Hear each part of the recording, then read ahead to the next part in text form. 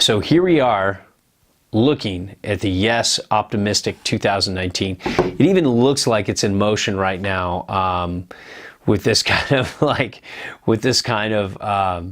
paint job on the front. And it's got a nice simple base. It's got easily repairable if you get red PTEX with a PTEX gun and you don't light it up, but most people won't do that. It's got some cool thing. It's basically the same shape, same sizing as before, but you got 6 inserts, but there's one new special thing, and when you lay it down, you should probably notice this already. It's got their modern camber. It's got more camber than before. Where the camber kind of ended here before, it kind of extends out a little further now and gives you, it still has early rise though, which is really cool because it doesn't put you in a position where, you're getting a catchy camber board. It's got a lot of long nose. It's like hard to tell where the nose ends and the camber begins. And the rocker begins. But it's definitely just like this in the Ghost. It's just a nice bit of camber, and I really like this. And it just bumped it up to the next level in terms of carving. This was a really fun carver to start with, but I just wish there was a little more spring out of the turn. And now I have it. You have a little extra bump. You still have this underbite technology, so it has great edge hold. It has a super deep side cut, so it just really can turn well. This 57's a beast.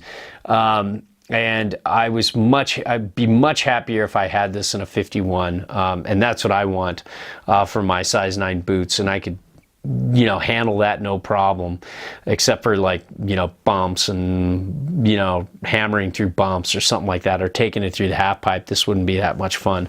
But just going out and making good turns on groomers and getting good float and powder, this is still a champ. It's just better in groomers and maybe a little less good in powder, but not really by that much.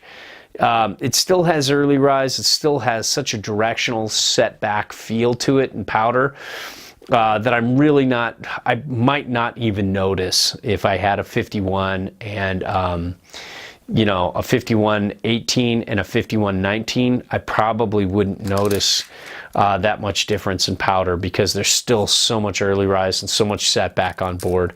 And speaking of that, this is the 57. You can get 23 back on board, with your stance width, which is pretty wide for a lot of people. But at 57, you're probably looking at a bigger guy who wants a little bit more going on. And you're looking at 24 here, and you're looking at 14 and a half. So you've got 9.5 inches back on board. That's really far back on the tail, and you're really getting some directional float.